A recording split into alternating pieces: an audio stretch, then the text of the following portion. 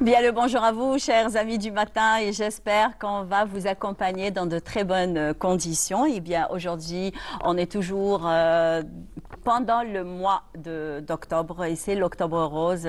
C'est le mois de sensibilisation contre le cancer du sein. Et bien aujourd'hui, on est le 9 octobre. Et bien, il commence à se rafraîchir, mais pendant la journée, il fera jusqu'à 28 degrés aujourd'hui.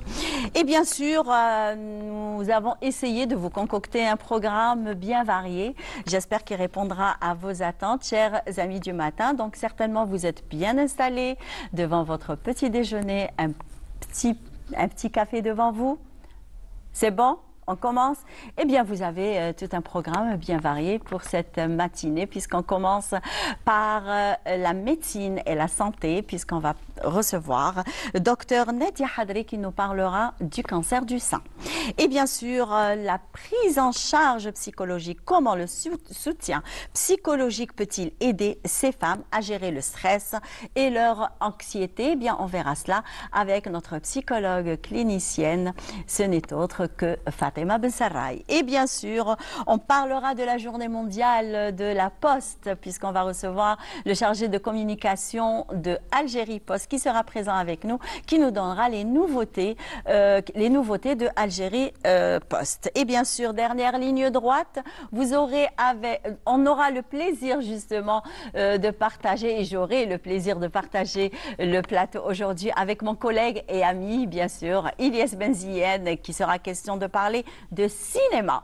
Et voilà tout pour cette matinée. J'espère que vous allez nous accompagner jusqu'à 9h30. Alors restez avec nous. Vous allez découvrir pas mal de choses et pas mal d'invités aussi. Et bien sûr, on commence toujours par une très belle chanson. Souvenir, souvenir avec les West End Boys. Salam alaikum.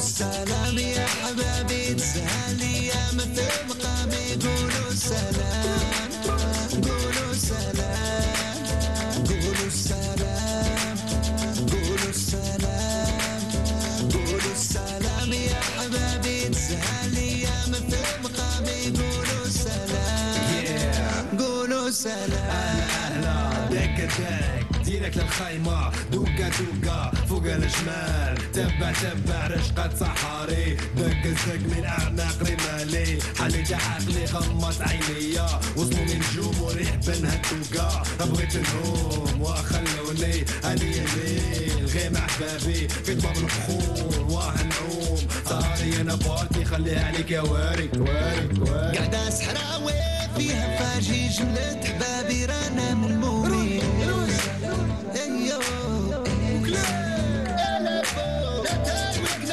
فاجي داوي جملة حبابي رانا من المؤمن سلامة سلامة سهرنا ليلة سهرة طويلة جملة حبابي رانا من المؤمن إلى فوق سلامة حرب الجاوي مبخر باغي نتودر في هاد الليلة إلى فوق قرب الكفن تبرد نروى بالماء والقطران لما في الخيمة حط التاي ونفضل الخبزة من التراب ايه كل السلام ايه ريح الرمال ايه جاو الرجال من الصحراء زرق الليتام ايه لم النسوان ايه كل السلام ايه مع الحباب والكرام من الصفات ايه انا لا كان جاي من مالي كان جاي جيب السواعي يسمع العود وكمان جا ضربة بالكمبري داوي بالشاوي انا يا عربي امازيغي والشاوي انا الهواوي وصحراوي وصحراوي وصحراوي قاعدة صحراوي فيها فاجي جملة حبابي رانا من المؤمن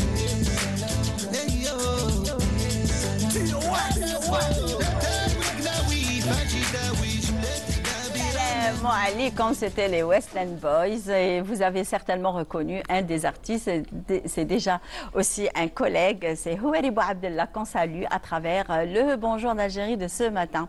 Eh bien, comme je l'ai annoncé tout à l'heure, il fera un 27 et 28 degrés, donc un temps toujours clément, donc on a toujours l'occasion de partir en bord de mer, pourquoi pas, pour passer un bon week-end, pour oublier un petit peu les tracas et les soucis et le stress aussi de la semaine. Alors l'Octobre Rose, toujours d'actualité, nous sommes le 9 octobre et on parlera toujours de ce mois de sensibilisation.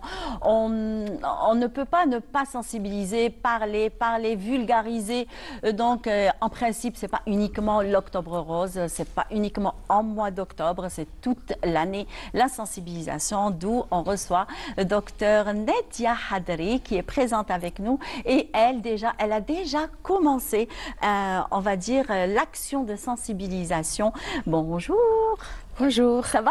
Ça va. Vous allez bien? Ça va. C'est un plaisir déjà de recevoir un médecin avec un grand sourire. Ça, c'est magnifique. Le plaisir est partagé. Il faut obliger le sourire Oui. parce que pour mettre le patient à l'aise. À l'aise. Et Donc, en confiance aussi. En confiance, bien sûr. En confiance. Oui.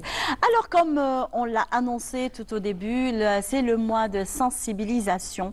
Alors, vous avez vous commencé déjà un événement afin de bien sensibiliser, afin d'attirer beaucoup plus de femmes, afin de faire quand même, on va dire, le premier pas pour ne pas sombrer, pour ne pas tomber, pour ne pas... Au moins, quand on découvre le cancer du sein tout au début, donc on peut le prendre en charge. Et le cancer du sein n'est pas synonyme de mort aussi. Effectivement. Donc, comme on le sait, le cancer du sein, c'est le premier cancer féminin. Exactement. Donc, il représente 40% des cancers féminins, entre autres le cancer du col, de l'endomètre. Et c'est pas une fatalité. Effectivement, c'est pas la fin du monde. C'est pas la fin du monde, mais là, on se base sur la prévention, parce que le plus tôt possible, quand on découvre une lésion, les chances de guérison sont énormes. Et la survie à plus de 5 ans, elle est jusqu'à 39%. Donc ça va quand même. Oui, donc on agit sur la sensibilisation pour informer les femmes à se faire dépister. D'accord. Donc le mois d'octobre, il est dédié à cet événement, à cette maladie. Mais dans notre structure, je me présente, je suis Dr Hadri Nadia, je suis médecin à l'EPSP Siddiqia. Et vous êtes médecin généraliste. Médecin généraliste. Ça veut dire que vous êtes la première Exactement. à détecter justement s'il y a ou pas une anomalie. Effectivement. Et je suis coordinatrice au niveau de la polyclinique qui est juste à côté. C'est la polyclinique de la rue Montpas. D'accord, donc vous êtes juste une voisine. Juste une voisine. Donc on a essayé d'activer et d'ailleurs le cancer du sein, c'est toute l'année. C'est toute l'année. Mais spécialement Octobre Rose, on a essayé de faire des actions pour capter l'attention de beaucoup de femmes. Voilà, la captation, l'information et le dépistage. Et en même temps, on profite, quand la femme elle est captée, même pour faire les frottis. Parce qu'on n'oublie pas aussi le cancer du col. Ah oui. Et en plus de ça, c'est que le cancer du col, médicalement parlant, c'est un cancer qui se propage très rapidement d'ailleurs. Par contre, les lésions, c'est-à-dire si la femme fait des frottis, on peut savoir que cette femme fera peut-être un cancer 10 ans à l'avance. Donc c'est énorme, disons. C'est pour ça qu'il faut agir, sur les actions, sur amener les femmes à faire des frottis, à venir se consulter. Donc il n'y a pas mieux que la prévention. Donc alors parlez-nous un petit peu de cet événement que vous avez organisé, qui a déjà commencé justement. Effectivement, donc au niveau de la polyclinique, on a organisé déjà du 1er jusqu'au 10 octobre.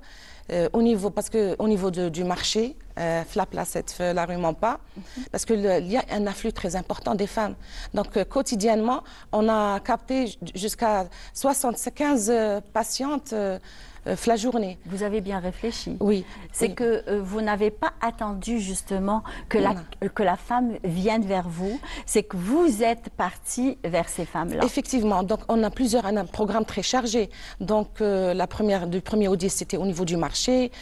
On a d'autres équipes qui vont, de l'EPSP Siddiqia, qui vont vers les mairies, leur stand au niveau des mairies pour capter les femmes. Les femmes qui travaillent non, même si celles qui travaillent, même celles qui viennent, d'accord. Donc au niveau du marché, on a fait pour comment essayer d'attirer leur attention. Donc vous voyez, tout est en rose et tout. Justement, alors là j'ai adoré parce qu'elle nous a ramené quand même un joli couffin, on va dire, où il y a des roses, il y a même ce sont des bougies, justement sous forme de roses. Oui, des bougies sous forme de rose, la bougie c'est synonyme de l'espoir. Effectivement. Il y a toujours de l'espoir. Sur ce plateau, chaque chose est d'espoir. Exactement. Oui. Donc, pour attirer leur attention, on a confectionné des tabliers. Je peux vous montrer ce tablier. Ah oui. Oui. Le tablier rose. Tablier rose. Ah, d'accord. Alors, c'est tablier. C'est mignon. Donc, il a. Voilà, regardez. Ah, c'est très beau, hein? Oui, vous avez bien réfléchi, c'est-à-dire que celle qui va rentrer en cuisine, elle va faire, de toute façon, toutes les femmes mettent un tablier de cuisine, donc, et ça, c'est... Donc, le message qu'on veut passer, madame, enlevez votre tablier, allez vous faire dépister. Exactement. Et lorsqu'elle vient... Il n'y a pas que la cuisine. Il n'y a pas que la cuisine. La santé prime. Voilà, la santé prime. Enlevez votre tablier, venez faire votre dépistage. Et enfin, si elle fait le frottis, on lui offre maintenant, vous pouvez remettre votre tablier. Donc, c'est un message qu'on essaie de... C'est bien réfléchi. Hein. Alors, qui a trouvé cette idée ingénieuse, on va dire? Donc, c'est des décisions collégiales. Moi et tout le personnel de la polyclinique. Et je remercie ma cousine. Ma belle-sœur qui a fait confectionner Justement, ça, c'est fait à la main. Exactement. Et c'est ce que j'ai aimé d'ailleurs, les femmes qui ont le savoir-faire justement. Alors elles cousent justement les beaux tabliers qu'on met en cuisine, ça c'est très beau. On a fait même des petits chouchous dont moi je n'ai pas ramené, je ne sais pas s'il y a un reportage, des petits chouchous pour offrir aux enfants, parce que vous savez, il y a des écoles citoyennes, donc les enfants, un chouchou fait maman, c'est une occasion de dire à la maman je t'aime, c'est un présent que l'enfant va donner à sa mère pour lui dire maman je t'aime, et en verso allez fais-toi dépister. Effectivement, c'est très important. Oui, dommage, surtout quand c'est son enfant qui va le lui dire, ça va vraiment la sensibiliser, ça va la booster aussi. Elle va se dire, si toutefois j'ai cette, on va dire, cette pathologie, et il faudrait vraiment que je puisse au moins ne pas arriver à ça.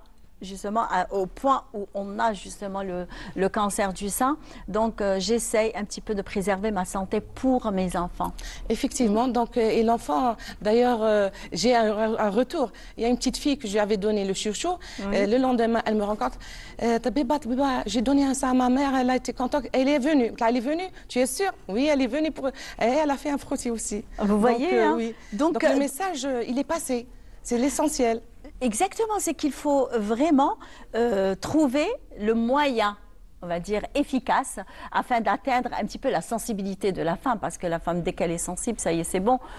Donc, on fait d'elle ce qu'on veut, quoi. Donc, bon, ce que je dis, c'est pas, c'est très bien même. Ça prouve que les femmes sont très, très sensibles, en fait, aux petits gestes qu'ils soient. Donc, pour elle, à ses yeux, c'est un grand geste et puis ça sauvera sa vie aussi. Effectivement. Ça sauvera sa vie. Donc, quels sont les examens primaires prescrits par le médecin? Vu que vous êtes généraliste, vous êtes la première à recevoir les femmes. Donc, avant d'aller vers tout ce qui est spécialisé. Très bien. Donc, nous, les médecins, au niveau de l'EPSP, notre rôle, premièrement, c'est la captation des femmes. Voilà. Donc, quand la femme, elle est captée, on leur montre, par exemple, l'autopalpation, c'est quoi? Donc, parce que la femme, elle doit se faire, elle se palpe toute... elle peut se palper toute seule, bien sûr. En fait. Et dès la découverte d'un petit... il y a des signes, comme je peux vous montrer. Oui, allez-y. Parce que vous avez ramené... oui, des affiches. Voilà. Voilà. Ce sont des affiches magnifiques. C'est des affiches, voilà. Donc, à l'inspection, donc la femme, femme se met devant le miroir et elle regarde. Elle s'inspecte. Elle s'inspecte, elle regarde s'il y a des modifications, s'il y a une modification de couleur, C'est l'aspect. bon, on peut avoir une autre Oui. pour qu'on puisse un Puis petit qu'on peu puisse- survoler d'accord. à peu près, voilà. Donc, Donc là, c'est les aspects que le sein peut soit, voilà, pour qu'elle sache Oui. les modifications que son sein. Donc, c'est voilà, bon. c'est des Donc, on affiches. aimerait bien avoir, voilà. Et on a fait des flyers, ils sont là, des flyers pour donner aux femmes. Les flyers bien. pour leur donner, pour Voilà. leur montrer comment se bien. faire palper et quelles sont les lésions susceptibles d'être trouvées. D'être trouvé, voilà, Donc, exactement. donc, de toutes les façons, dès qu'on l'autopalpation, trouve une exactement. anomalie, il faut aller consulter, Il faut aller donc il ne faut consulter. jamais hésiter. Donc, Ouais. et quels sont justement les examens primaires prescrits afin on va dire, un petit peu chercher où est cette anomalie? Donc la mammographie, c'est l'examen clé et elle peut être complétée par l'échographie. Donc au niveau de l'EPS Sédéria, on a deux mammographes, un au niveau de Sédéria et le deuxième au niveau de l'Yasmine. Donc c'est gratuit tout le mois d'octobre. Alors je lance un appel aux femmes, allez vous faire dépister, allez vous faire votre Et vous avez reçu mammographie. quelques femmes quand même? Oui, bien sûr. Bien Un sûr. grand afflux? Oui, bien sûr. Très bien. Parce que ce n'est pas seulement au niveau de notre polyclinique. Quand vous savez, PSP Sédéria, il couvre toute la zone est, nord-est d'Oran. C'est 13 polycliniques. Donc, chaque polyclinique, il y a un événement. Donc, il y a des sorties. On sort même avec l'ambulance médicalisée et tout, les zones d'ombre. Donc, Alors, vous, en tant que médecin, en tant que professionnel de la santé, alors comment l'Octobre Rose contribue-t-il à la sensibilisation justement et à la présentation et à la prévention contre le cancer du sein? oui, donc Octobre Rose, déjà, mot rose, le terme rose, c'est féminin. Donc, Exactement. quand ils voient qu'il y a tellement d'événements, ils voient déjà, quand ils rentrent dans la polyclinique, ils voient les couleurs roses, les guirlandes et tout. Donc, ils sont captés. Oui. Donc, Moi, d'ailleurs, j'ai été attirée par ces ah, fleurs. Ces fleurs, c'est fait par des caissettes. Hein. C'est le personnel de la polyclinique que je c'est salue. vrai, hein. Oui, c'est manuel. Tout est fait main. Tout est fait main. Regardez-هم الصحة. Oui, c'est le personnel de la polyclinique que je salue. Donc, bien. et puis des boucalettes pour. C'est un petit geste qu'on peut donner à Des la femme. boucalettes. Oui, oui. Ben, ça, c'est vraiment, c'est très intelligent. Hein. Oui. Regardez comme ça, hein. Merci. Parce que là, vous êtes vraiment. Oui, on offre. C'est vraiment très des bougies, il y a réfléchi d'ailleurs. C'est Oui, des il y a- chocolats aux fleurs. Ça, Oui. c'est des chocolats. C'est Ah cosmétique. ben voilà, il y a Oui, même des chocolats en rose, sous forme de rose en fait. il faut le hein. prendre avec. Oui. Oui, c'est mignon. Regardez comme ça, vraiment. Mm. Donc, Quand la femme se présente, elle bénéficie d'un examen gynécologique, c'est-à-dire on peut même faire des frottis. Et si on trouve des lésions, les frottis d'ailleurs pour le cancer du col, on a les médecins screeners, donc on fait la napate.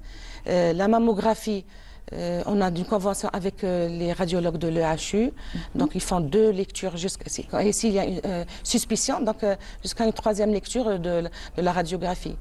Donc on les incite à faire leur écho, à faire leur mammographie. alors là, vous êtes en train de me parler justement d'un examen des examens médicaux par lesquels passe la femme avant de découvrir s'il y a cancer ou pas. Donc, on espère toujours qu'il n'y ait pas. Mais dans le cas où il y a, comment se fait l'annonce? Là, c'est un moment très crucial, très pénible, on va dire, parce que qu'on le veuille ou pas, des fois, on met toujours la mort, on l'associe au cancer. Alors que non, hein, parce que quand même, la médecine, elle a vraiment évolué dans ce domaine. Donc, il y a même la mise à jour des traitements. Donc, il y a beaucoup de lueurs d'espoir contre ce cancer. Effectivement, bon, pour la femme, pour elle, le sein, c'est sa féminité. Ah ben ça, c'est sûr. Donc, elle pense, avant la mort, elle pense à son statut en tant que femme. Donc, une femme qui est amputée d'un sein, c'est un petit peu, ça joue sur le moral. Comme on dit, nous, nexa. Naqsa, effectivement. Donc, c'est le rôle du dépistage. Parce que dès qu'on dépiste le plus tôt possible, on peut faire seulement une tumérectomie, c'est-à-dire la lésion, c'est tout. On peut faire une petite radiothérapie ou ciblée ou une chimiothérapie. C'est-à-dire on n'arrive pas à la chirurgie. Oui. Mais même maintenant, avec les progrès de la médecine, même s'il y a ablation de ça, il y a la chirurgie réparatrice. Donc, Effectivement, voilà. effectivement, donc c'est tout un circuit. Il y a aussi la prise en charge psychologique. Et je dis aux Je femmes voulais justement arriver à cette prise en charge psychologique qui est très très importante. Vous avez des psychologues sur place? Oui, effectivement, on a des psychologues qui sont chevronnés. Donc, la femme, même les médecins, nos médecins, c'est-à-dire ils ont appris au fil du temps de comment présenter à la femme et pas banaliser, mais minimiser pour qu'elle ne soit pas trop effrayée. Effectivement. Ce n'est pas une fatalité. Donc, oui. il y a toujours une solution. Il y a toujours une solution, exactement.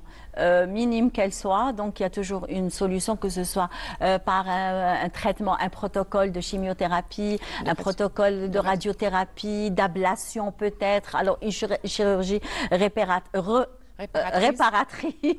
voilà. Réparatrice, donc il y a toujours un moyen de moyenner. Mais il faudrait aussi le soutien moral de la famille. De toute la famille, effectivement. C'est très important. Alors, et quels sont les facteurs de risque justement du cancer du sein et comment peuvent-ils être réduits?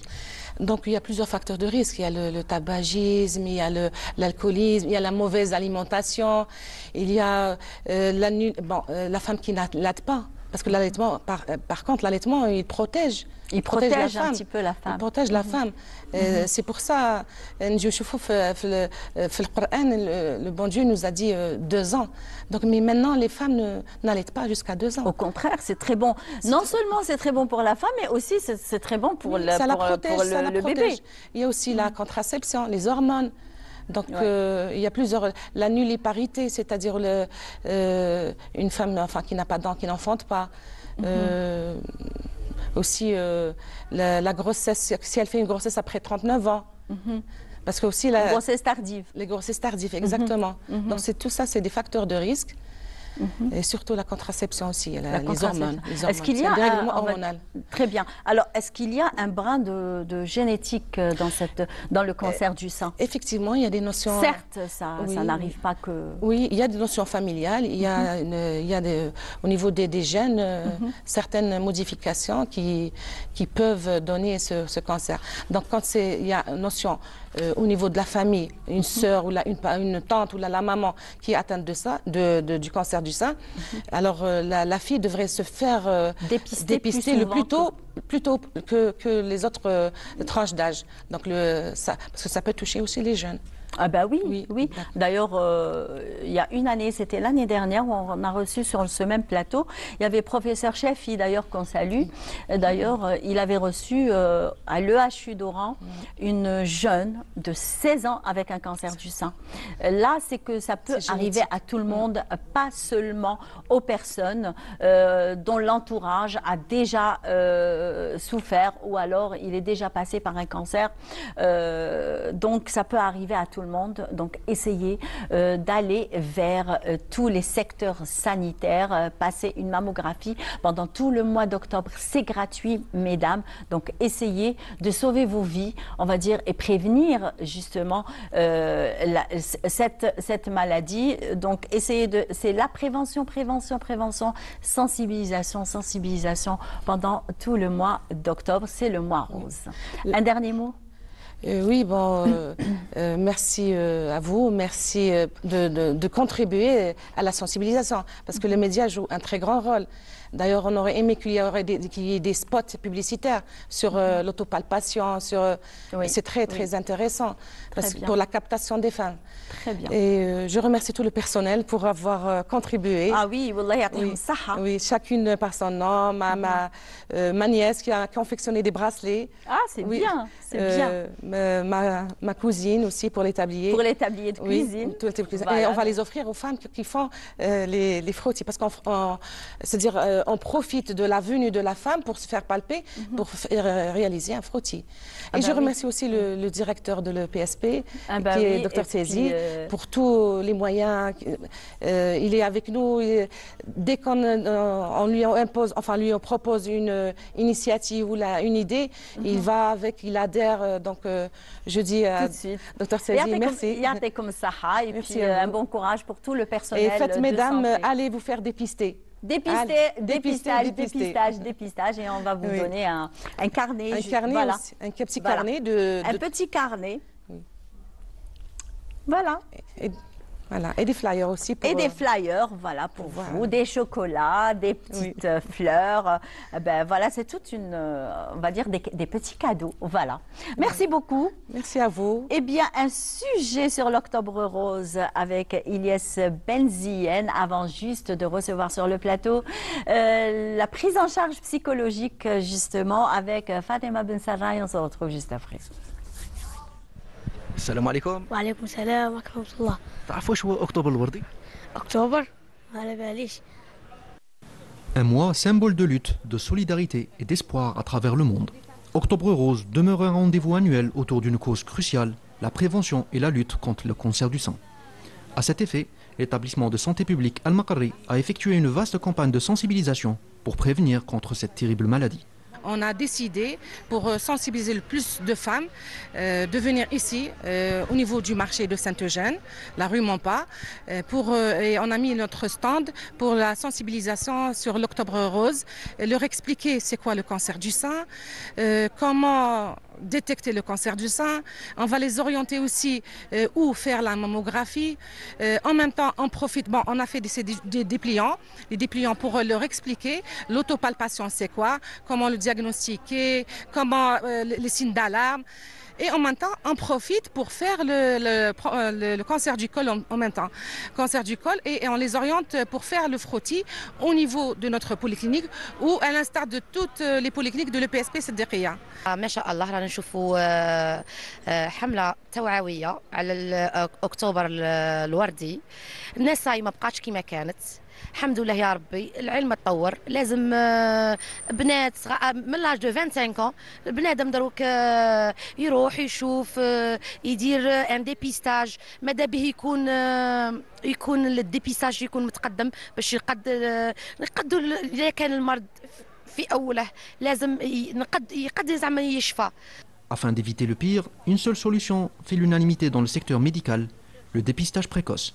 حنا نتمناو اي انسانه اي مراه ولا جون في ولا كي قال لك عازبه تجي تتوصل عندنا للعياده ونعطوا لها معلومات ونفهموها اللي بعض كي قال لك لي سين حنا نقولوا لي ميتان لي سين اللي قادرين يكونوا عندها وما ما تتنبهلهاش. خصنا نوعوها ونديروا لها لي بيلان ونديروا لها ميم لي راديو كاين لا ماموغرافي وكاين حتى ليكوغرافي مامير. ما اروح عندي فحص ساعات ونحبك ونبغيك.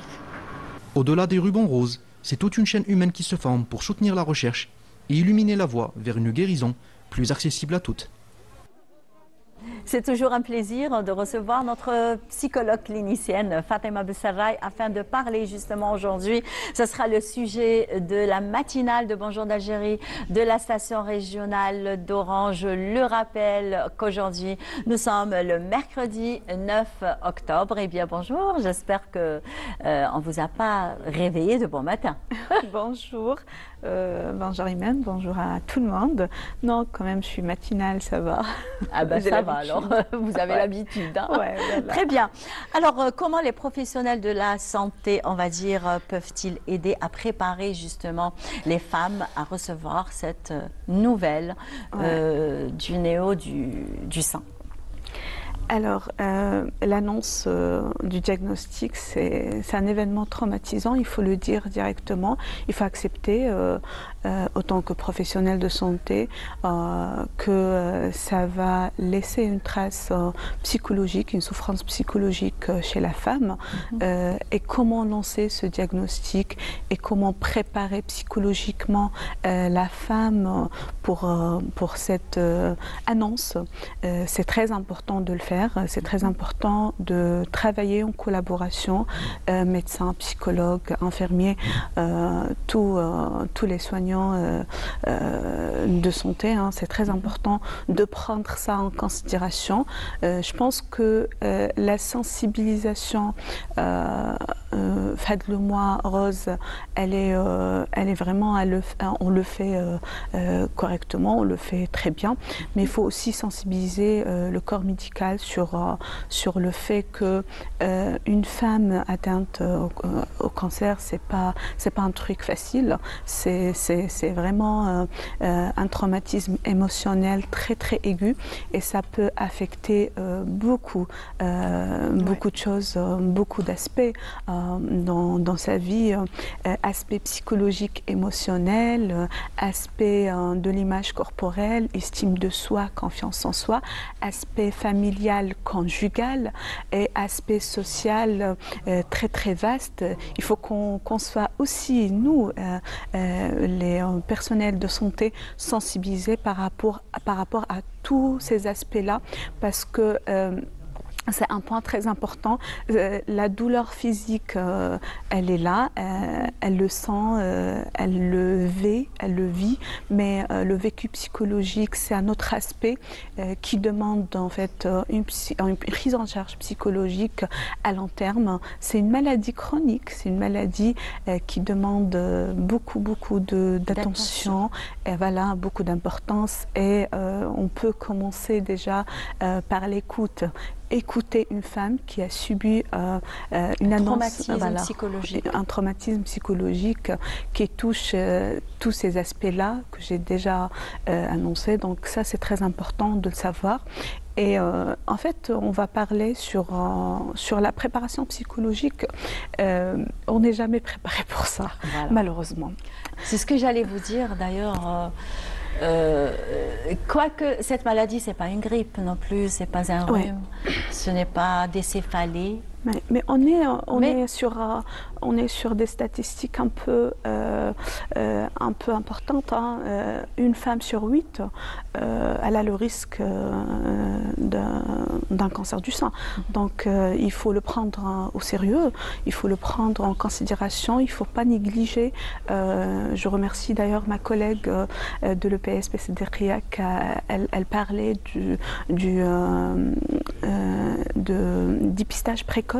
Ça, c'est très important de le faire, parce que là, c'est la préparation. Si on fait le dépistage précoce, déjà, on est là, on est préventif, on est préparé à une annonce, on est préparé à faire un suivi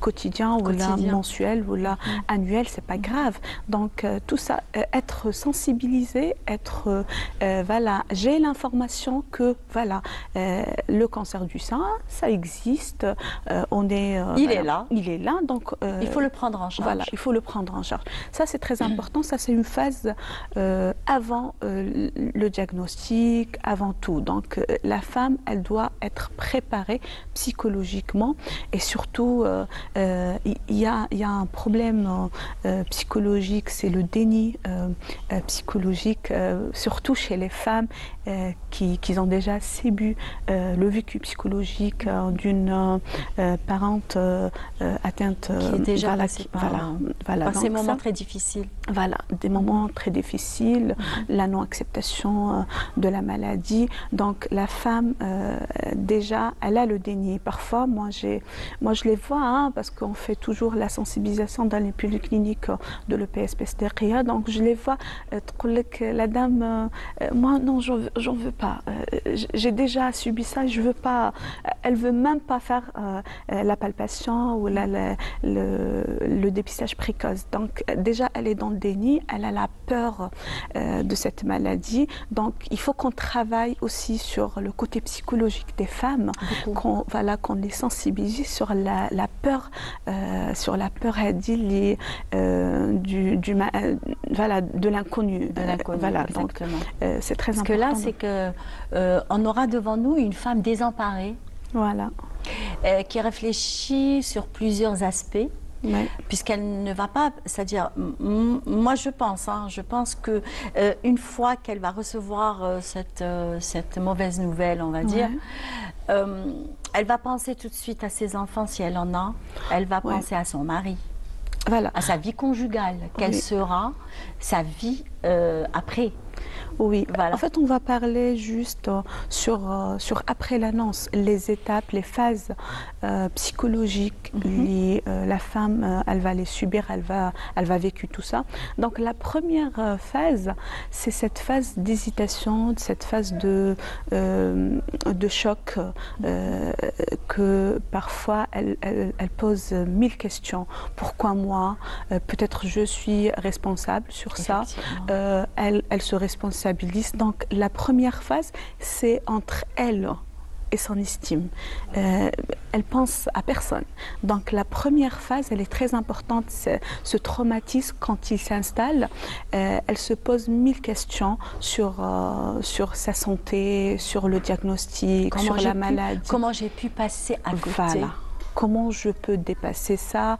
Et juste après, on a la phase de l'acceptation. Et c'est une phase, elle est accompagnée par le suivi médical et parfois psychologique, les examens médicaux et l'orientation vers les médecins et tout. Donc c'est une phase, en quelque sorte, elle prend beaucoup de temps pour accepter. Et ce n'est pas une phase d'adaptation, hein, c'est une phase d'acceptation et c'est lourd d'accepter que je suis malade, d'accepter d'aller voir le médecin, d'accepter... commencer tout un traitement. Voilà, commencer tout un traitement, d'accepter le changement, le changement physique, quoi, de côté physique, cette charge émotionnelle très lourde, ça a un impact sur le côté physique, une fatigue, une tristesse. Accepter aussi de perdre ses cheveux. Voilà, l'image. Parce que la beauté de la femme, ce sont des cheveux. Voilà, donc tout ça, c'est une phase d'acceptation qui dure quand même longtemps. Et juste après, et c'est pour ça on trouve beaucoup de femmes qui souffrent des maladies psychologiques après longtemps, après quand même une longue période du lancement du diagnostic. Donc après 1 an ou là 2 ans, je veux un suivi ou là تكون diagnostiqué par une dépression ou le trouble anxieux. Donc parce que en quelque sorte on néglige le côté psychologique, parce qu'elle est occupée, parce qu'elle n'est pas sensibilisée par rapport à la prise en charge psychologique. Donc on arrive à des maladies psychologiques telles que la dépression, parce que la tristesse, la première phase d'acceptation, donc elle vit cette tristesse entre elle et entre aussi l'entourage, et c'est pour ça aussi il faut sensibiliser l'entourage que le soutien qu'il faut pas montrer vraiment cette tristesse, les mamans, les sœurs, la famille, le mari, il faut pas montrer cette tristesse. Surtout le mari. Voilà. Parce qu'il y a des maris, vraiment je suis désolée de le dire, parce qu'il y a des maris au moment où de l'annonce du diagnostic, quand elle commence à perdre ses cheveux, quand elle commence à faire justement le protocole de chimiothérapie, il y a des maris qui divorcent carrément. Ah ben oui, malheureusement, c'est la réalité. Mais aussi, il faut toujours être optimiste. Il faut dire que aussi il y a des maris qui sont présents, qui sont là, qui sont présents, et ils donnent le soutien, ils les accompagnent. C'est très important. La femme porteuse de cancer, elle doit être accompagnée. C'est impératif. Ah oui, c'est primordial. C'est primordial. Voilà. D'être bien entouré. Bien sûr, bien sûr. Pas avec des ondes négatives. Ah aussi, oui, hein. justement. On le dit. Voilà. il faut qu'on éviter, arrête avec ça. voilà. Il faut l'impliquer même dans, Voilà. dans les tâches quotidiennes de la Quotidiennes, maison, voilà. etc. Voilà. Donc sa vie continue normalement, mais Bah oui. avec un petit changement de C'est sûr. chimiothérapie. C'est sûr. C'est vrai, c'est pas vraiment de la gaieté, ce n'est pas de la Ah joie oui. aussi. Ah oui, bien Donc, sûr. mais Bien sûr. c'est un passage oblige, hein. Ouais. La chimiothérapie, la radiothérapie, et puis peut-être pas toutes les femmes qui arrivent à la chirurgie, à l'ablation, Oui. mais si Ouais. il y a ablation, donc il y a toujours une alternative de chirurgie réparatrice, hein. Bien sûr, bien sûr. Ça va, on est arrivé à un pourcentage de morts très très diminué par rapport aux années précédentes. Donc la peur, elle est... moi, je vous dis que psychologiquement, la femme, elle peur de cette instabilité psychologique, de l'inconnu, de changement, et c'est très important. Et la thérapie psychologique, elle doit être centrée sur ce changement-là. C'est très important parce que la femme, elle se sent perdue. Entre le diagnostic, entre le traitement, la chimio, désemparée tout ça. carrément. Voilà, donc le changement, on doit réorganiser et s'adapter, et c'est la phase la plus importante et la phase qu'on doit travailler avec la psychologue. L'acceptation, l'hésitation, la colère au premier degré, la tristesse et tout, on peut la dépasser avec le soutien familial et tout, mais la phase d'adaptation, c'est une phase très très importante. Elle doit travailler ça, la femme, avec la psychologue. C'est très très important parce que c'est une phase, j'ai déjà dit, on peut découvrir des maladies, on peut avoir des maladies psychologiques dures, et c'est pas le moment. Surtout l'installation de l'anxiété. L'anxiété, la dépression, parce que en fait, on est tellement perdu, on est tellement prise par le diagnostic, par le suivi médical, par le changement de la routine, parfois le changement même au niveau professionnel, tout ça. Aller souvent dans les hôpitaux, chose qu'on n'a pas l'habitude de faire. Voilà. Donc ça déteint un petit peu sur le moral. Hein. Sur le moral, sur le psychique, et ça installe en fait une dépression après une phase de beaucoup de choses, de faire beaucoup de choses.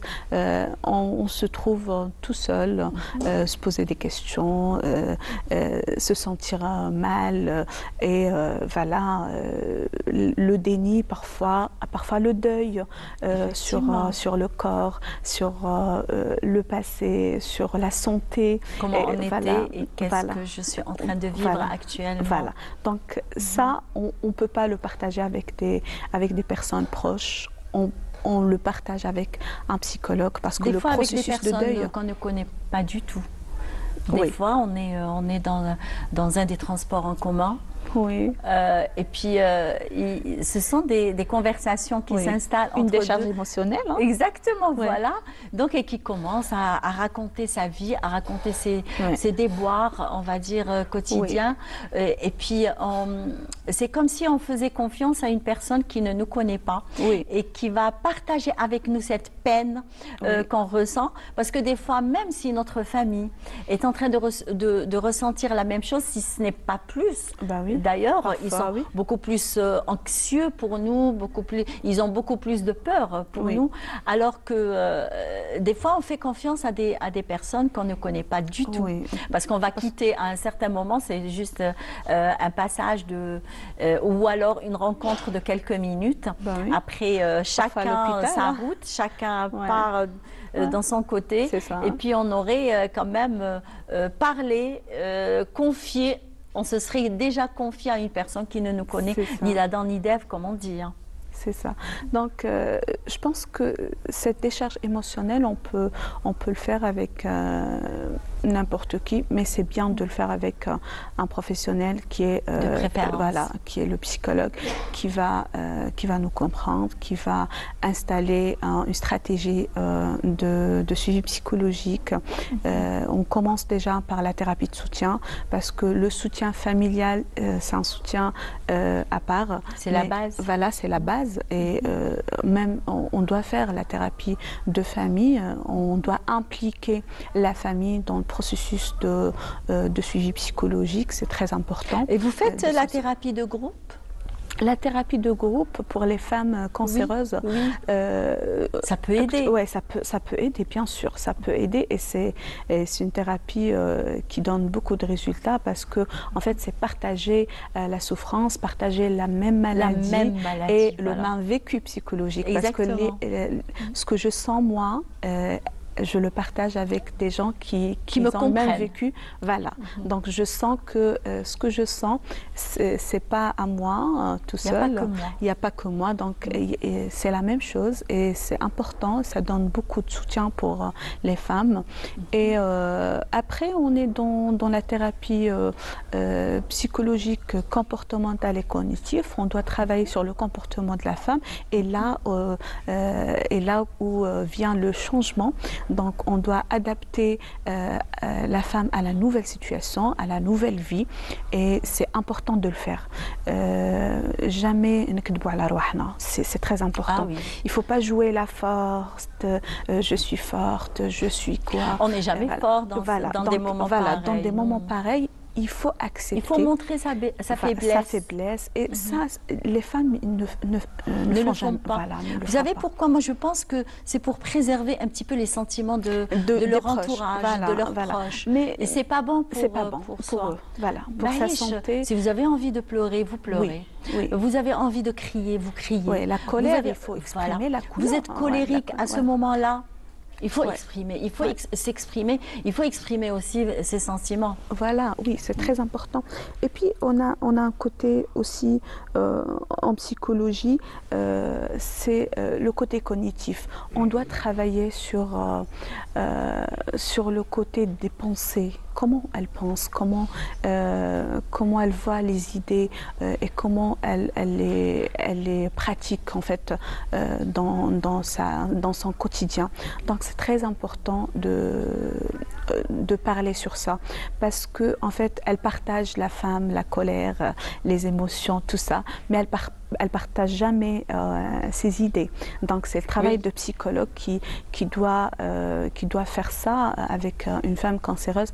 Il faut qu'on travaille le côté idée et pensée, et comment elle pense, parce que c'est ça qui affecte en fait. Surtout que chaque femme a son caractère. Ah oui, aussi. Et son vécu. Et son vécu. D'enfance, d'adolescence, et particularité de personnalité sensible, vulnérable.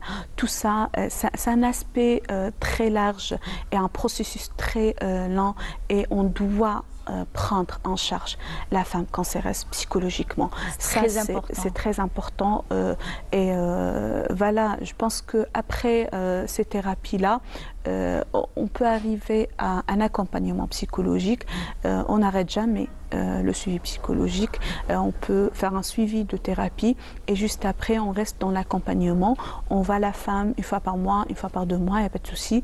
L'essentiel, on l'accompagne psychologiquement par des thérapies des décharges émotionnelles, thérapie d'écoute, soutien, parfois impliquer, comme j'ai déjà dit, la famille dans le suivi psychologique, et aussi parfois dans des cas de chirurgie, on travaille le deuil, le processus de deuil chez les femmes cancéreuses. Donc le deuil sur le corps, le deuil sur aussi la maladie. Qu'on aura un nouveau corps aussi. Oui. Voilà, voilà. L'image de corps, voilà, elle va, on peut elle va avoir changer. un meilleur corps. Bien Pourquoi sûr, pas? bien On sûr. ne peut pas savoir Bien sûr. aussi, mesdames. Bien sûr, c'est ça. Et en fait, parfois, les femmes, ils disent que je me sens une nouvelle femme, Voilà. avec un nouveau revis. esprit. Je revis. Il y a des femmes qui revivent Bien après sûr. cette expérience très voilà, dure. voilà. Donc, et après, on va dire, après le malheur, il y a toujours la joie qui Bien sûr. jaillit. Et puis voilà, cancer du sein n'est pas synonyme de mort, n'est pas synonyme Ouais. de noir, n'est pas synonyme aussi on va dire d'un environnement lugubre. Non, c'est Non, pas non, c'est pas c'est ça pas du ça. tout. Donc on va être accompagné médicalement, psychologiquement avec notre famille qui nous entoure. De toutes les façons, la famille proche elle sera toujours présente, hein, la maman, Bien sûr. les parents, les frères, les sœurs, donc ils seront toujours aux côtés de cette patiente qui souffre de cette maladie. Donc, un dernier mot? Un dernier mot, je veux vraiment dire que la femme, si elle a des questions, la femme cancéreuse, elle pose toutes les questions. Parce qu'en fait, l'inconnu dans les pensées, c'est dur de le vivre Très dur. voilà, avec soi-même.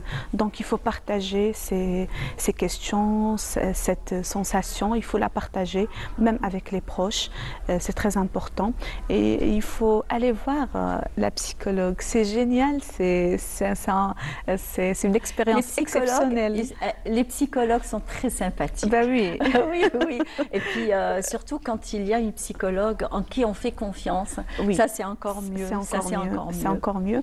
Et vous allez travailler sur une relation professionnelle avec votre psychologue. Donc c'est très important d'aller voir le psychologue. Et c'est un bon moment à passer avec le psychologue de toutes les façons. Ben oui, c'est ça. Très bien, donc merci beaucoup Fatima Abdessamad. C'est un plaisir de vous recevoir sur le plateau et de parler avec vous de psychologie, de prise en charge aussi de différentes pathologies. En fait, vous intervenez à chaque fois pour un sujet et c'est très important de vous avoir avec nous. Donc certainement, on va faire appel à vous prochainement. Vous êtes la bienvenue. Merci, ça me fait plaisir. Alors, Merci. une escapade, j'allais dire une escapade culinaire, je ne sais pas pourquoi, mais bon. Alors, une escapade musicale avec Houeri Bichenet, on se retrouve juste après. كيما تفكر انا ايامي اللي عديت فيهم صغري نحس كنت غايس في منامي والوقت فات بالخف يجري روح وسبق قدامي خبرني على قصايص بكري معقل انا كي بديت نعوم انا وولاد الحومه عابدين كوفالا وكل يوم يا وفيها تعلمنا العومه لا جودي فلوك تزمزم ماري يشبح الهمه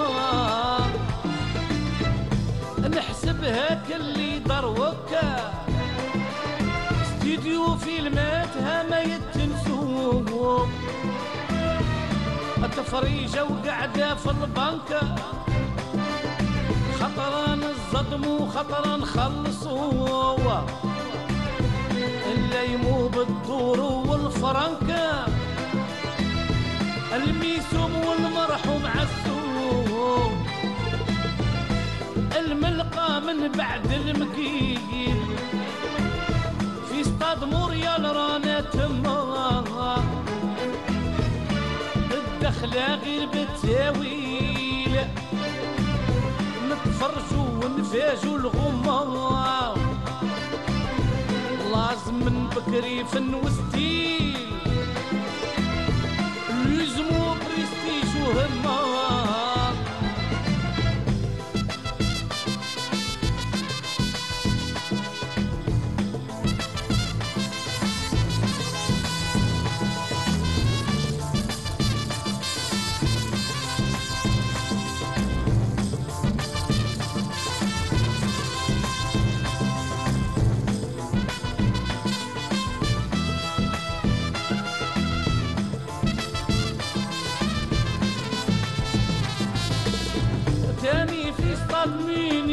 البار مروب النبدة بالحمراء المولودية تفرح شحالة قد ما تميزي عليها تسوى لا سيام كانت ومازال الحمامة ديما خاوة وين راكي يا ديك الايام كي كان الفن كرمة حرة ذقني منها بنت الانغام زينة بشيوخ ديك الفترة بلاوي وهبي مغنى وكلام بن فرقة وصابر في الجرة يا وشحال طلعنا المرجاج في جبل مولا عبد القادر السانتا كروز نخدو الفاجو وهر من بعيد تبان تسحر نظرة البحر ومواجهة من مونتي كريستو العشوة شوار فكرت خويا بدمعة حارة زربوطو تليفري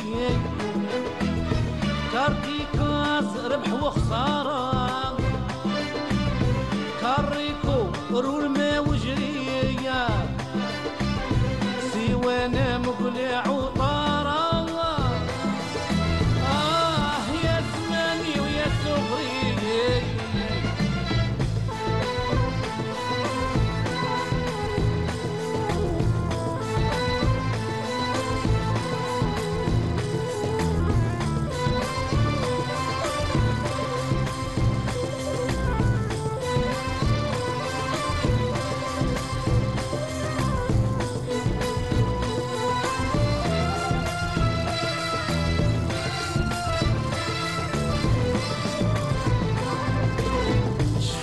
تحللنا التكسيرة أكيد هدى ويطيح الليل مجمعين دايرين دويرة نتخارفوا غير بالتاويل محبة بينتنا كبيرة وين راك يا داك الجيل وين اصحاب زنيقتنا يا دراكي راهي الاخبار كات عيني على حومتنا نتفكرها دار بدار يا حسرة يا داك الشنا كل شي راح يرجع قيفار وقداش فرحتنا تكبر في ايامات شهر رمضان وكنا على المدفع نفطر وخطرات على ناصيرنا حريرة ومعقودة وتمرة ومواكل على كل الوان وفي ايامات العيد الصغير هادوك الايام وراهم هادوك الايام. Eh ben oui, ces souvenirs, eh bien on a tous des souvenirs enfuis dans notre mémoire et c'est toujours un plaisir de les retrouver un petit peu de temps à autre. Donc et cette chanson justement, elle nous a un petit peu plongé dans un passé enfui et puis la vie continue comme on dit et la vie est belle, la vie est rose et nous sommes en octobre rose en hommage aux femmes qui se font dépister, en hommage des femmes aussi qui sont atteintes de cancer du sein. Nous sommes là pour vous accompagner et puis le cancer n'est pas synonyme de mort. Eh bien, de cancer vers une journée mondiale aujourd'hui de la poste. Eh bien oui, alors quand on dit poste, on dit CCP, on dit les chèques postaux, on dit aussi la carte Dahabia. Donc, et là, on va parler tout ça avec le chargé de communication de la direction Wilaya de la Poste et des télécommunications d'Algérie Poste. Voilà, c'est Monsieur Selim Khouetmi Bouhat. Voilà, je suis arrivée. Bonjour. Bonjour. Ça va? Merci pour la Bonne invitation. fête. Merci. Bonne fête à tous les postiers au niveau local, national et international parce que c'est la journée mondiale. Le 9 octobre de chaque année célèbre tous les postiers. Alors on tient à lever le chapeau à tous les postiers via leur sacrifice au niveau du bureau de poste ou au niveau des directions qui se considèrent au niveau des IPW, l'unité postale de Wilaya, sous l'entreprise sous tutelle du ministère de la Poste et Télécommunications. Alors, on félicite toujours aujourd'hui et on tient à féliciter tous les cadres de notre secteur. Et nous, d'ailleurs, on vous dit bon travail, bonne année, meilleurs vœux, on va dire, merci, et bon courage pour vos missions qui sont très pénibles généralement parce que Algérie Poste n'a pas que les chèques postaux, n'a pas que gérer des comptes, n'a pas que gérer l'argent des personnes, mais aussi gérer leur, on va dire,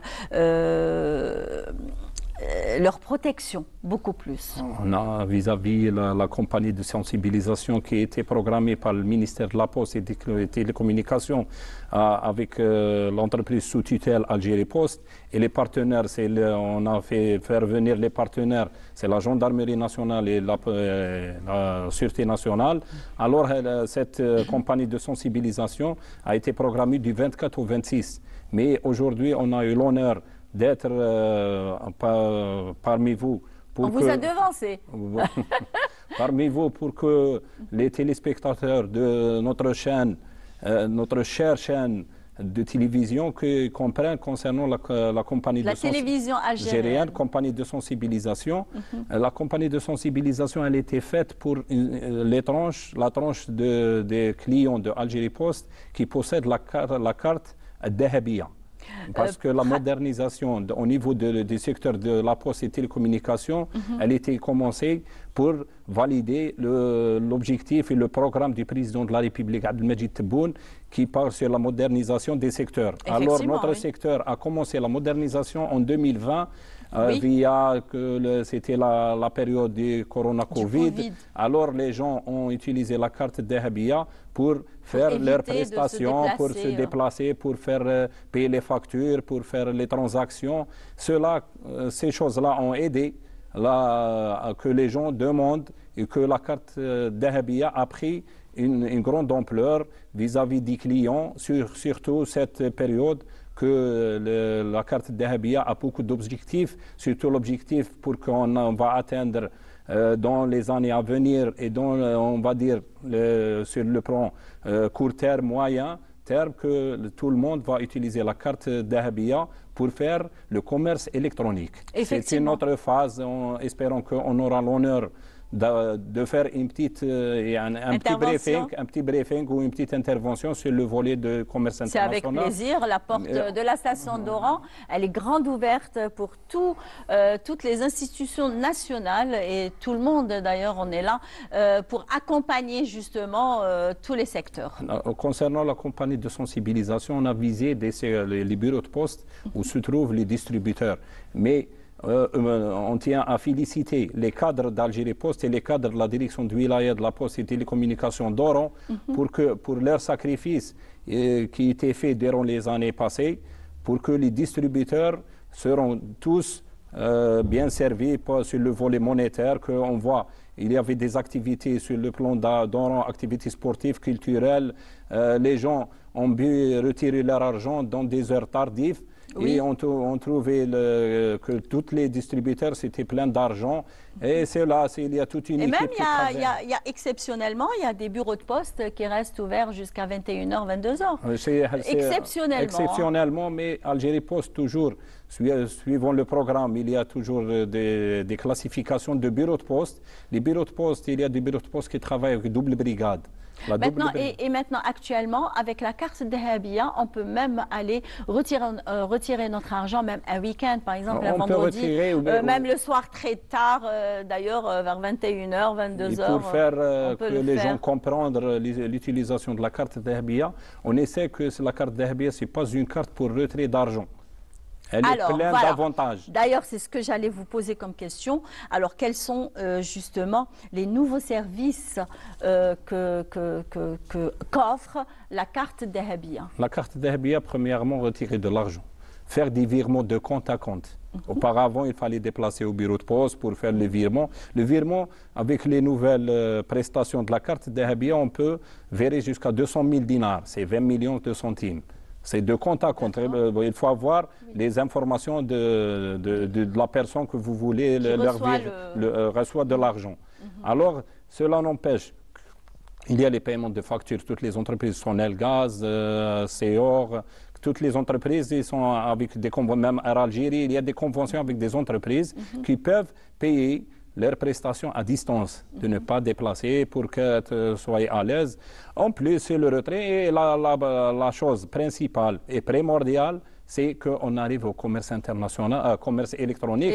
C'est de payer et de faire les achats avec la carte Dahabia pour ne pas porter de l'argent, pour minimiser la circulation des fonds d'une manière régulière et irrégulière. Alors, on essaie de faire des compagnies. Mais cela n'empêche pas, il y a des moyens de sécurité et des moyens de prévention. Surtout ça. Surtout ça. Pour ne pas se faire arnaquer. Être escroqué ou avoir des hackers au niveau de la plateforme aussi des mobs. Alors, il faut que les gens soient à la hauteur par suivre les idées ou plutôt les précautions à prendre. Parmi les précautions, on va parler sur de ne pas donner les informations personnelles. Parce que quand on est arnaqué, monsieur, c'est que vraiment, il y a quelque chose qui cloche. C'est quelque chose qui est sorti de nous. De nous, c'est ça. Parce que impossible, il ne va pas imaginer le mot de passe non plus. Hein. Oui, s'il s'agit du mot de passe, ce n'est pas méchant. Mais le problème se pose au niveau des distributeurs automatiques. Il y a des gens, des escrocs, il y a des fraudeurs, il y a des escrocs, ils voient des gens, des usagers de la carte Dahabia qui ont, c'est les personnes âgées. Oui, on fait confiance, l'Algérien, il est gentil, il est solidaire, il fait confiance, il est sentimental. Alors, il va donner des informations personnelles. Parmi les informations, il va trouver des gens qui aident. Il présente ses services. Il te dit, moi, si tu ne sais pas travailler avec cette carte, donne-moi la carte et je te fais la prestation. Je te fais la prestation. La prestation. Moi, je l'ai vu plusieurs fois. Oui, plusieurs fois prestation. Mais le problème se pose que c'est la carte. La carte, il y a toujours les escrocs. Ils ramènent des cartes déjà expirées. Alors, qu'est-ce qu'il dit? Il va mettre la carte du personne âgée. En bas, le personne âgé va donner le mot de passe de la carte. Et le code secret de la carte, il s'appelle code secret. S'il est connu par tout le monde, il perd sa valeur. Il n'est plus secret. Alors, est-ce qu'il y a des cas, justement, qui se présentent dans les bureaux de poste? Il y a des cas, on va parler, il y a plusieurs cas qui s'est présentés au niveau des bureaux de poste, mais le problème... Non, mais laissez-moi finir mon idée. Je ne parlais pas de ça. Alors, est-ce qu'il y a des cas, justement, qui veulent changer le code? Non, on ne parle pas ça. On ne fait pas ça en Algérie Post. Une fois, on fait le code secret, il est piraté, ou la carte elle est prise par des externes, on arrive... Il faut se déplacer au bureau de poste le plus proche. D'accord. pour bloquer la carte. quartier, Tu d'accord. bloques la carte et il y a une prestation au niveau d'Algérie Post. Une fois que tu bloques la carte, la deuxième carte sera commandée automatiquement. Mais avec le même code. Non, avec un nouveau code. Ah, parce que c'est une d'accord. nouvelle carte. Voilà, c'est ce que je pas voulais savoir. C'est pas l'ancienne carte. L'ancienne carte est expirée, est bloquée. Ça y est, c'est Une bon. fois bloquée, c'est bon, c'est terminé. On Aujourd'hui, peut rien on faire. essaie de parler aussi sur les personnes qui demandent les cartes et qui ne récupèrent pas les cartes. Voilà. Sur Ah le bah volet oui. à orange. C'est ce qu'on n'a jamais compris, hein, d'ailleurs. Et c'est le problème. Surtout qu'on a vraiment besoin de la carte Oui, d'Arabia. le problème se pose, c'est la carte. Il y a deux cas de carte. Il y a la carte ordinaire, mais il y a la carte premium, c'est payant. Les gens payent de l'argent pour que la carte soit délivrée dans le plus tôt possible. Une fois, elle sera, les brefs délais, une fois, elle sera dans le bureau de poste. Il aura un message dans son téléphone. Et on prend l'occasion pour parler sur ce cas. Si vous changez le téléphone, il y a des fois on aura une perte de téléphone, un blocage de puce. Alors le téléphone, essaie de changer le téléphone concernant aussi les prestations via Algérie Post. Pour que quand tu demandes la carte, le SMS va venir dans la nouvelle puce. La nouvelle puce, c'est pas exact, l'ancienne puce parce que l'ancienne puce est déjà expirée. Oui. Alors, où les gens, s'ils ne reçoivent pas, ils vont pas voir le message. Alors, ils ne vont pas se déplacer au niveau du bureau de poste. Et vous vous retrouvez avec des cartes Les statistiques, c'est un petit peu bon. On ne peut pas parler de cela. Mais le volet des cartes, la non-récupération des cartes, elle est énorme. Alors, on essaye aujourd'hui, pour parler que les gens se déplacent au niveau du bureau de poste et ils ramènent leurs cartes. Surtout la nouvelle prestation. La nouvelle prestation, si on est dans la wilaya d'Oran, on a des obligations à Alger ou les 58 wilayas. Et le délai de délivrance de la carte, le délai de délivrance, tu peux récupérer la carte dans n'importe quel bureau de poste au territoire national. Voilà. Pour plus d'éclaircissement, les gens qui habitent à Oran, il y a des empêchements au niveau d'Alger pendant 3 mois ou 4 mois. Le délai de récupération de la carte, il est atteint. Alors tu demandes de récupérer la carte au niveau d'Alger.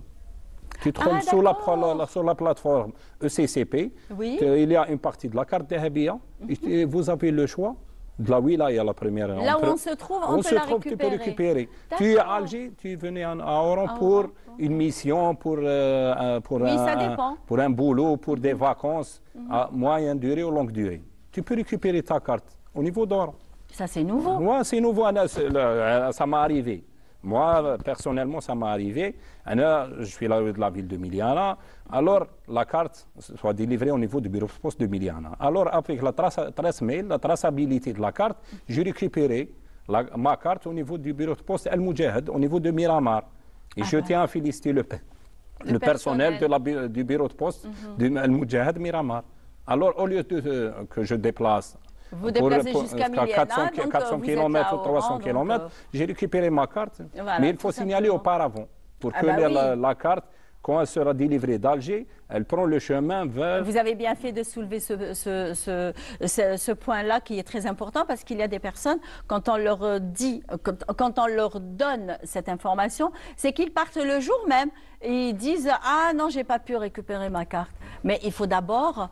Même si la carte elle est au niveau du bureau de poste, du premier lieu où vous avez demandé la carte, où il y a l'adresse du CCP. Voilà. Vous pouvez entrer dans la plateforme et changer le bureau de poste. Effectivement. Alors vous voyez la durée à peu près, il faut attendre une durée pour récupérer la carte au niveau du bureau de poste destiné. Voilà, donc il faut faire très attention pour le code, ne pas donner son code à n'importe qui, déjà. Donc ne pas donner sa carte aussi à n'importe qui. Donc on a des personnes de confiance. Donc essayez un petit peu pour toutes les personnes qui font des demandes de la carte d'Arabia, donc essayez de les récupérer. Si vous changez de numéro de téléphone, donc essayez de le signaler à Algérie Post. Donc ça ne vous coûte absolument rien, un petit détour. C'est une question de 5-10 minutes et pour pouvoir justement faciliter votre vie déjà pour ne pas faire une chaîne interminable dans les bureaux de poste et essayer un petit peu de gagner beaucoup plus de temps. Donc merci beaucoup. Merci. Un dernier mot? Un dernier mot, on tient toujours pour que les fonctionnaires de la Poste au niveau local, la wilaya d'Oran, au niveau national, on tient toujours, on leur souhaite bonne fête, tous les postiers au niveau d'Oran, au niveau d'Algérie et au niveau mondial. On souhaite que les services d'Algérie Poste, entreprise sous tutelle du ministère de la Poste et des télécommunications, les portes sont ouvertes. Et un petit s'il vous plaît, un petit détail, c'est les gens qui ont des problèmes avec la carte Dahabia, vous avez 3 choses à faire. C'est bloquer la carte. Voilà. La deuxième des choses, si ce n'est pas la carte, vous essayez par les numéros verts de la sécurité, de la Sûreté nationale. Quel est ce numéro vert? C'est 1548 et la gendarmerie 1055.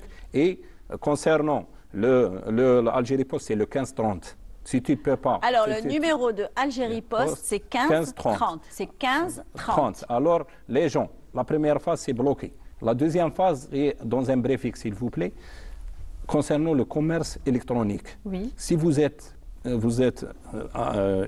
avez eu un problème d'escroquerie au niveau de l'échange ou du matériel ou de la vente, vous avez commandé un produit, le produit c'est pas le bon. C'est pas le bon, il n'est pas délivré. Oui. Alors, tentative d'escroquerie. Alors, la première des choses, ne supprimez pas les messages avec la personne où vous avez traité la transaction. Il faut les garder, il faut faire des captures d'écran. Pour faciliter au service sécurité et au service de Algérie Post pour qu'il connaisse la personne où dans tout ça. On vous remercie pour l'invitation. Merci à vous. Et on souhaite bonne fête à tous les postiers. Voilà. Et on dit, Inch'Allah, on invite les femmes de la Poste à adhérer au Octobre Rose. Ah ben oui, ça c'est très important. D'ailleurs, toutes les femmes de toutes les institutions nationales, elles sont là. Et puis, elles vont se faire dépister pour les personnes qui ne l'ont pas encore fait. Donc, l'Octobre Rose, c'est encore... le 30 octobre, c'est encore loin. Donc, vous avez tout le temps justement de se faire dépister et de se faire sensibiliser avec cette action qui est très très importante et qui peut sauver notre vie. Donc sensibiliser, détecter, c'est toujours gagner on va dire une bonne santé. Alors merci beaucoup, merci d'avoir accepté notre invitation. Maintenant tout de suite un sujet de Ilyes Benziane qui sera présent avec nous. Un rendez-vous incontournable du cinéma arabe. Cette 12e édition du Festival international du film arabe d'Oran s'est distinguée par un éventail de films captivants au profit d'un public en quête de découverte et d'émotion. Je fais partie des personnes qui aiment valoriser les films algériens, tout ce qui est production cinématographique, dans toute l'Algérie. Et je suis quelqu'un qui vient pour ces salles-là. Surtout, j'attends toujours ce festival pour regarder des films algériens produits par des Algériens, 100% algériens. Pour Wahran, qui reste toujours la capitale du film arabe, qu'on le veuille ou non, pour tous les pays arabes, c'est une référence. Oran, c'est le film arabe et c'est le festival. Et je souhaite à tout le monde bon courage et bravo. Mention spéciale au dernier long métrage d'Anis Jaad qui a réuni une foule immense venue découvrir la nouvelle œuvre du réalisateur. Un véritable carrefour d'échanges artistiques, cette 12e édition. J'ai aucune idée sur de quoi parle le film, mais comme il y a le festival du film arabe, l'occasion s'est présentée pour regarder le film. Et comme c'est une production algérienne, ça nous a motivés à venir. J'aime beaucoup le cinéma de Anis Jaad et j'aime beaucoup son regard, j'aime beaucoup sa sensibilité et sa touche artistique. Je pense que c'est son 2e film. Moi, j'avais vu déjà deux courts-métrages ou bien 3 courts-métrages. C'est quelqu'un qui bosse très très bien. On a besoin de Anis Jaad dans le cinéma algérien, de cette nouvelle vague. Je dirais pas vraiment la nouvelle vague, mais il fait des films avec la nouvelle vague de comédiens algériens. Et du coup, Ard al-Intiqam, سمعت به qui كان يتصور في مستغانم, je pense, il n'y a pas très longtemps. Et bravo à lui. L'ambiance, elle est magnifique. Nous, on est bien sûr un petit peu le trac parce que c'est la première mondiale du film aujourd'hui. On est très heureux de le présenter ici à Oran, au festival. Donc vraiment, je disais qu'on a un petit peu le trac, donc on attend un petit peu la réaction, comment les gens vont percevoir le film. جيت الحبس المرفوع انا مانيش خايف نرجع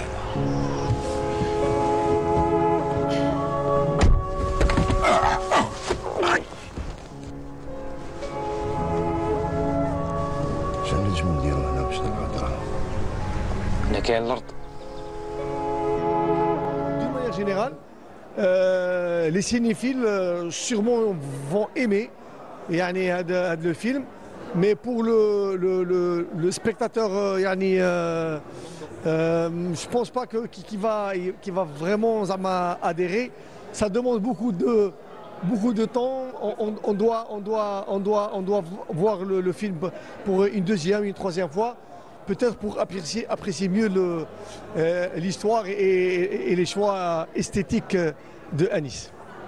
Un véritable carrefour d'échanges artistiques, cette 12e édition réaffirme la ville d'Oran comme un espace qui fait rayonner la diversité et la richesse des voix arabes.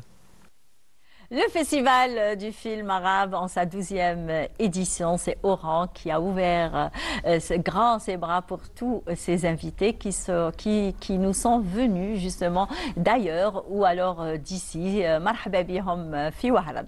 Alors merci Ilyas de nous avoir fait un petit topo juste lors de la projection de ce beau film, on va dire. Donc c'est pour moi, je vais le tutoyer parce que j'ai l'habitude de le tutoyer. Je te dis toujours Monsieur Cinéma. Bonjour. Bonjour Je Iman. suis toute contente de t'avoir avec moi sur le même plateau. Tout le plaisir est pour moi et c'est vrai que ça change de se retrouver Ça change, dans hein. la position d'invité Oui. ouais, depuis le temps. Dans la position d'invité, oui. Oui. Tu aimes bien ta position aujourd'hui? Oui, ça va, moins de stress. Moins de stress. Ben voilà. Alors, tu sais que aujourd'hui, c'est la journée mondiale de la poste, mais aussi la journée mondiale de la peluche. Ah, de la peluche. Oui, vous avez intérêt. Alors, tu as intérêt d'acheter 2 peluches à tes petits-enfants. D'accord. D'accord. Parce qu'il a 2 petits garçons, hein, en fait. Hein. Très bien. Alors, et aussi, je vais vous dire, ce qui a captivé aujourd'hui mon attention, c'est la journée mondiale de Christophe Colomb. Ah, d'accord, oui, 1492. 1492, oui. Lors de sa, on va dire... découverte des territoires... Voilà, quand il a découvert l'Amérique, mais il ne l'a pas découvert désertique. Hein. Attention, il était déjà habité, le continent américain. Il est important de le préciser. Voilà, Absolument, il était déjà habité avec des habitants, avec des personnes qui avaient déjà leur vie, donc voilà. Oui, ça change des récits. Le Festival du film arabe en sa 12e édition. 12e édition, absolument. Des projections de films et c'est le plaisir de tous les Oranais. On va dire les cinéphiles. Hein. Tout à fait. Une 12e édition tant attendue, après 6 ans d'absence quand même. Ouais. Donc le public était au rendez-vous pour venir en masse dans les salles de cinéma pour découvrir les nouveautés, ça soit algériennes ou autres du monde arabe. Donc il y avait quand même 10 films algériens en lice, dont 8 en compétition officielle, donc ça reste quand même un chiffre assez important. Et, ce sont des nouveaux films? Tous. Nouvelles productions? Tous, sauf un dont on va en parler, mais il y a quand même quelque chose de nouveau qui a été amené. On va en parler dans un tout petit moment. Alors, parmi les grands moments du festival, il y a eu quand même la projection en 2 parties du film From Ground Zero. C'est un film palestinien, un film d'anthologie, donc ce qui veut dire composé de plusieurs courts-métrages. C'est un film donc, qui est composé de plusieurs histoires, et chaque petite histoire, donc court-métrage, est réalisé par un réalisateur différent. Et il faut dire aussi qu'il a été réalisé en pleine guerre, en pleine actuellement. Tout à fait. C'est cette année d'ailleurs. Oui, c'est un film qui a couvert l'escalade de l'agression sioniste pendant toute une année, et où on va suivre le quotidien de nos frères cauchemardesque de nos frères palestiniens. C'est un film coup de poing, c'est un film qui a ému toute la salle, et ça a été l'un des grands moments forts du festival. Oui. Il y avait aussi cet ovni qui est sorti de nulle part. C'est le 2e film produit par l'Arabie Saoudite. L'Arabie Saoudite qui n'avait jusqu'à présent qu'un seul film dans toute son histoire, qui était le film Moujda, ou un film qui parlait d'une jeune fille qui décide un jour de participer à un concours de récital de Coran pour s'acheter un vélo. et qui va faire face à toute la pression sociétale à cause de ce choix. Voilà, oui. Surtout que c'est interdit, oui. je pense. Justement. Et voilà. c'était un film à l'époque qui était filmé clandestinement. Il y avait quand même, c'était pas une véritable déjà, production il y a que officielle. quelques années où la femme a eu l'approbation du roi de l'Arabie Saoudite afin qu'elle puisse conduire. Donc, tout à fait. Oui, et d'ailleurs, dans le film Oujda, on parle de ça. Ben voilà. Et là, il y a un deuxième film cette fois, il est beaucoup plus officiel, qui est produit par l'Arabie Saoudite. C'est le film Mendoub Leil, qui était d'ailleurs très très intéressant parce que c'est un film assez ambitieux, assez courageux dans son discours. Et ça parle d'un homme qui, bloqué par les contraintes financières, va décider de se convertir en coursier de nuit. Et donc, à travers son regard, on va découvrir la capitale de l'Arabie Saoudite, donc Riyad, de nuit. Donc, à travers ses viries nocturnes, on va découvrir cette ville la nuit, etc. Et donc, avec tous ces tabous, tous ces problèmes, corruption, etc. Donc c'est un film assez courageux, c'est incroyable d'ailleurs qu'il puisse être financé officiellement, et ça a été aussi l'une des grandes surprises du festival. Sans oublier bien sûr le film qu'on a vu dans le reportage juste avant, le nouveau film d'Anis Ja'ad, qui est Terre de vengeance. Lui aussi, bon, lui, c'était une approche beaucoup plus radicale, donc le film a un peu divisé. Oui. Les téléspectateurs, certains ont crié au génie, d'autres ont noté un film assez mou dans son approche, mais il faut aussi mettre le film dans son contexte. Anis Ja'ad, c'est quelqu'un qui est très influencé par le cinéma turc, et le cinéma turc, quand on le découvre, je ne parle pas des séries turques, le cinéma. Non, pas les séries, hein. Oui. Attention les femmes. Oui. Le cinéma turc, c'est un cinéma qui prend beaucoup plus son temps pour se développer. Il y a très peu de musique, très peu de dialogue. Et Anis Ja'ad adore ce type de cinéma. Et à travers Terre de vengeance, il lui a rendu hommage. C'est un hommage très très appuyé d'ailleurs.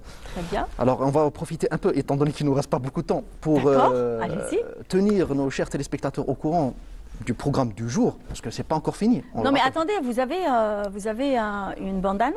On va en parler justement, parce que c'est dans le programme du jour. Je vous ai devancé aujourd'hui. Non, c'est dans le programme du jour, parce que toutes les salles sont combles aujourd'hui. Alors on va commencer par, bien sûr, les films en compétition officielle. Alors il y a 2 longs métrages en compétition officielle. Donc il y a Racif Beyrouth, du réalisateur Farh El Hachim, qui lui va représenter le Liban. Et dans la catégorie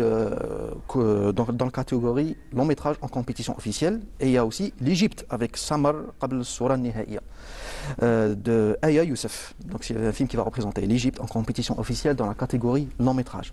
Court métrage maintenant, alors c'est avec l'Algérie, avec Boualem Sma' Kullesh, co-réalisé par Aziz Boukrouni et Khaled Bouneb. Ah, très bien. Oui, donc ça va représenter l'Algérie dans la catégorie court métrage en compétition officielle. Ça, les 3 films, c'est au niveau de la salle, la Cinémathèque. La Cinémathèque. Donc c'est la salle de Miramar. Donc alors de toute façon, tout le monde la connaît maintenant. Tout à fait, tout à fait. Alors pour le film Racif Beyrouth, ça sera à 16h. Samar Qabl Soura Nihaiya, ça sera à 18h. Et Boualem Sma' Kullesh, ça sera à 14h. Ah d'accord. Et le soir? Donc justement, alors maintenant... Parce qu'il faut faire vite. Oui, maintenant, alors on passe à la salle Saada, donc exclusée. Oui. Alors, donc là-dessus, il va y avoir 2 diffusions, mais en hors compétition. Donc il y a à 13h30, Taht Souar de Hamza Belhaj. C'est un film qui va représenter la Tunisie. C'est un documentaire, donc hors compétition. Et à 18h30, il y aura Boujma'a ou Dar Cinéma de Mohamed Latrache, qui lui va représenter l'Algérie, donc en documentaire. C'est un film documentaire aussi, hors compétition. Ça, c'est pour Saada. Et on vient au film du jour, donc, qui sera diffusé à la salle Maghreb. Ça sera à 14h et c'est la version restaurée du grand classique Tahia Yadidou de Mohamed Zinat, un pilier du cinéma algérien. C'est un chef-d'œuvre. C'est l'un des plus grands chefs-d'œuvre du cinéma algérien. Magnifique, donc on va tous y aller aujourd'hui au cinéma. Oui. Et justement, cette copie restaurée, c'est une copie qui existe depuis 6 ans. Et je vous ai ramené aujourd'hui un comparatif de l'ancienne Alors, je ne sais pas si on aura le temps. On va le demander à Fouad. Fouad, est-ce qu'on a le temps de passer le... Non, on ne peut pas. Il n'y a pas de souci. Maliche, de toutes les façons, on aura toujours la semaine prochaine, pourquoi pas, pour faire un petit récapitulatif du festival, puisque vous avez assisté et vous avez, depuis le premier jour, vous êtes en train de suivre les pas du festival. Avec assiduité, justement. Allez-y, dites-moi. Alors bon, déjà, les rares téléspectateurs qui peut-être ne connaissent pas Tahia Ya Didou, c'est un immense film qui est sorti de nulle part. C'était pas censé être un film. C'était au début une commande de l'APC d'Alger qui voulait un film publicitaire pour faire la promotion du tourisme de la capitale. Donc c'était un film qui était supposé destiné aux délégations étrangères, etc., pour faire découvrir l'Algérie et ses atouts. Exactement. Et Mohamed Zinet va s'accaparer ce projet et va le réécrire à sa sauce pour donner ce résultat. C'est un film hybride, un film atypique, un film poétique, c'est une poésie visuelle. Ce n'est pas un film où on va suivre un personnage d'un point A à un point B, c'est plus une succession de situations. Il faut laisser le téléspectateur deviner pour qu'il puisse partir justement au cinéma. C'est une poésie visuelle, donc j'invite tous nos chers téléspectateurs à venir en masse pour découvrir cette copie flambant neuve restaurée en Italie de Tahia Ya Didou. Juste un dernier point à préciser, parce que... Il faut faire vite. Oui, un dernier point à préciser. Les horaires, c'est selon la page officielle du festival. Parce qu'il y est arrivé qu'il y ait des changements de dernière minute d'horaire de diffusion. Donc, jusqu'à présent, c'est à 14h. Alors, attendez, juste un dernier point. Justement, est-ce que vous avez pu quand même profiter des personnes qu'on n'a pas l'habitude de voir pour votre émission, justement, le Café des Arts? Bien sûr, notamment Samir El Hakim qui a donné son accord pour participer. Génial. Samir El Hakim qui est l'acteur principal de Terre de Vengeance d'Anis Jihad. On ne citait que celui-là. Mais vous êtes allé fort, hein? Bien sûr, on va pas rater. Le Café des Arts, c'est à partir de quelle heure? Alors, c'est chaque mercredi sur 2. Donc, c'est bimensuel. C'est un mercredi sur 2. Et c'est les mercredis à 18h. Une très belle émission, d'ailleurs. Merci beaucoup. Vous ramenez que des personnes qu'on a envie de découvrir. On découvre beaucoup d'artistes avec vous. Merci et bonne continuation. Merci Bravo. Beaucoup. Merci beaucoup. On fait de notre mieux pour essayer de proposer quelque chose de très bien, c'est rafraîchissant. un plaisir. Eh bien, voilà, merci beaucoup Ilyes d'avoir partagé avec moi ce moment cinématographique. Quant à moi, chers amis du matin, chers amis qui sont restés avec nous jusqu'à la fin, donc je vous souhaite de passer une bonne journée. Je souhaite aussi à tous nos chers amis téléspectateurs fidèles de notre chaîne, la télévision algérienne, notamment Canal Algérie, on vous souhaite de passer un bon week-end, de bons moments en famille, entre amis, et à la semaine prochaine, comme d'accoutumé, chaque mercredi de la station régionale d'Oran. Ciao.